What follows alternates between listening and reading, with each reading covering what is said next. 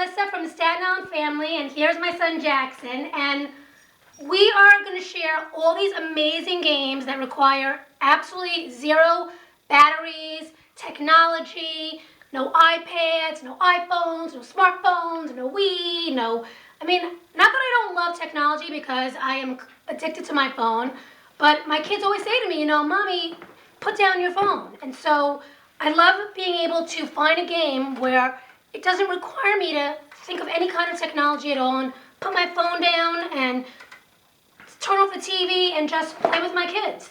And here are some of these amazing games that are perfect. Hanukkah starting, first night of Hanukkah is tomorrow night. So if you're looking for a present, you got 8 nights. Still have time to buy some of these, and Christmas is coming up. So these are some of my favorite picks, and I want to share them with you. First one, Sorry. This is the greatest game. Do you know anything about Sorry? Yeah. What do you know about this game? Have you ever played it? Yeah. You did? Yeah. So do you want to play with me? Well, you tell me, which of these games, of all these games that I have here, as a kid who has grown up with playing with iPads constantly, look, Ike wants to come in our video. What are some of your favorite games, and what would you say to kids, is there a reason why they should maybe look at some of these games to play with? Life. Oh, tell me, why do you like the game Life? I don't know. It's fun to pick your job and like that. Would you rather have a spinner, a real spinner, or do you like the spinner on the iPad? Because you can play the Life game on the iPad also, right? Yeah. What do you think is more fun, having to be able to move the pieces and sitting around on the floor and doing with the cards and everything, or And setting everything up. Isn't there something fun about just it's sort of like creating your own little world when you have these board games?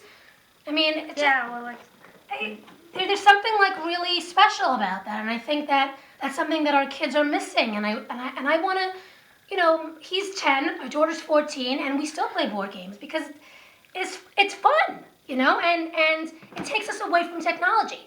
So here are some of the favorite games. Monopoly. Well, Monopoly for sure. Monopoly. Yeah, I know. Monopoly is the number one. The thing about Monopoly though, and I love this classic Monopoly, which this is really the classic. Uncomplicated. Wait, what'd you say?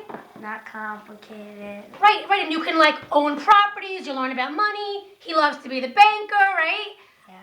It's just you get these little hotels, and they still have the thimble. Oh, I love this. They still have all the original, the top hat, the wheelbarrow. It reminds me of my childhood, and it reminds me of my dad actually playing with my dad and my sisters, and hours and hours, and no one was able to touch the game, because we had to finish it the next day. We can never finish those. No one ever really wins those games, but it's more about No one wins. it's more about the adventure than the actual winning. Okay, so Monopoly, definitely, I would say Monopoly is one of our top favorites. Life also is a great game. Jackson loves this game. Tell us what you do in the game of Life. What's the object of the game? Well, you have to finish your life with the most money. So it's just about money? What about don't you get to go to school? Yeah, I know. College. Yeah, I know. But you have to create the best life. Right, so you're trying to get the best life. So maybe you start to go to veterinarian school. You get to have kids. You get a little car, and you put your kids in the car. And I don't know, it's just something. And then I don't know. I always love these spinners. Nothing like a good old fashioned spinner, right? Okay. Battleship. This is the new one. This is the new Battleship? Yeah. But it still has the pegs in the back of it though. It still has, where you sit and you each have a bag. You can't see each other's board, and you plot your strategy. So it takes strategy, it takes critical thinking. I think it's good for math. I think it's just good, in terms of learning problem solving. All these games are good for problem solving, you're learning without learning. Trouble is also another game, which I love, counting. And what's good about the range of these games is that they're for all different ages, but none of them are, I don't think there's any age limit on them. You know what I mean? These are all even this is age 5 and up. So you can already start playing with your kid that's 5, and you can start counting. And, it's cute. And they actually have a cute little, they've made it more animated. But it's basically you pop in the middle, you pop you pop it down, and you get, whatever number comes up, and then you have to put your pegs around the board. Oh yeah, it's called the Pop-O-Matic. Connect 4. This is my favorite. Oh my God. I love this game so much. I remember I still remember the commercials for Connect 4. But we've never played this game. Have you ever played Connect 4? Yeah. Well, you haven't played with me. Have you? I don't think we've ever played. So this is a game that we're going to play tonight for sure. Because, and what about you? Could you want to play with us too?